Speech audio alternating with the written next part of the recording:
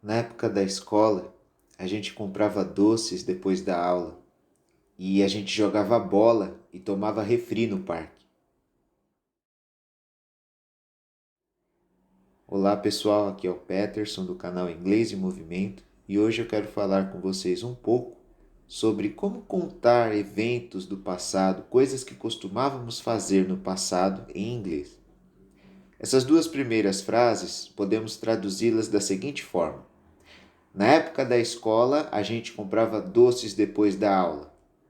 In my school days, we bought candies after class. E a gente jogava bola e tomava refri no parque. And we played soccer and drank soda at the park.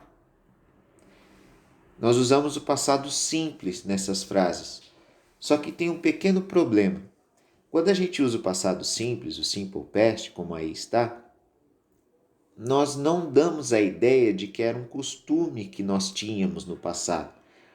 Pode parecer que a gente comprou doce depois da aula, ou que a gente jogou bola e tomou refri no parque uma vez ou duas, não sei, mas não era um costume. Se a gente quiser passar essa ideia de que era um costume, nós devemos usar os dois modal verbs que transmitem essa mensagem no inglês, que são o used to e o would. A frase ficaria da seguinte forma, usando o used to. In my school days, we used to buy candies after class. E a outra frase ficaria assim: and we used to play soccer and drink soda at the park. Com o would ficaria assim: in my school days, we would buy candies after class. And we would play soccer and drink soda at the park. As duas servem para transmitir essa ideia de que não era uma coisa que acontecia esporadicamente no passado ou aconteceu uma vez só, mas sim que era um costume. Mas, peraí, Peterson, se você diz que a gente pode usar o used to e o would, então qual é a diferença? Quando eu devo usar um, quando eu devo usar o outro? Bom, vamos lá. O would, ele é um pouco mais formal do que o used to. E ele também é preferido pelas pessoas quando elas estão contando histórias. Você está fazendo uma narrativa inteira, é preferível usar o would, mas não é obrigatório.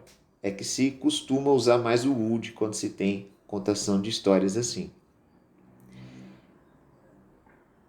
Agora, e se essa frase fosse na negativa? Não essa, mas um outro exemplo. A gente não tirava boas notas em matemática. We didn't use to get good grades in math. É assim que a gente põe na negativa, quando fala de algo que acontecia costumeiramente no passado. Se eu fosse usar o would, ficaria assim: we wouldn't get good grades in math. Eu não vou te falar que está errado usar o wouldn't aqui. Porém, eu preciso te dizer que gramaticalmente não é aconselhável. Então, normalmente, quando se fala de costumes no passado, na negativa, é preferível utilizar o used to. Agora, se fosse uma pergunta, mesma coisa. A gente tirava boas notas em matemática? Did we use to get good grades in math? Essa a gente pode usar. Agora, would we get good grades in math? Essa, não digo que é impossível, porém gramaticalmente falando, não é aconselhável utilizar o would também em perguntas. Tudo bem?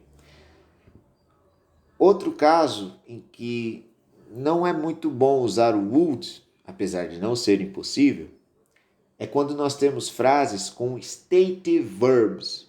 São verbos que representam mais um estado do que uma ação. Por exemplo, ainda falando da escola, eu era muito bom em geografia. Quem é o verbo dessa frase? Era, verbo ser, verbo to be. Ele é um stative verb, representa um estado, eu era. Para fazer a tradução, é bom que usemos o used to nesse caso. Então ficaria I used to be very good at geography. E não I would be very good at geography. Então é isso, tá, gente? Em resumo, para que fique mais claro, quando falamos do passado, nós usamos o simple past. Quando esse passado engloba costumes, coisas que se repetem, é bom utilizar os modal verbs used to e would. E quando nós devemos usar um e quando devemos usar o outro? O would é mais formal que o used to e é mais usado para contação de histórias. Quando estamos fazendo uma frase na negativa ou numa pergunta, ou seja, na interrogativa, também é melhor o used to. É isso, pessoal. Qualquer dúvida, só deixa aí nos comentários. Valeu. É isso aí. Tchau, tchau. Um abraço.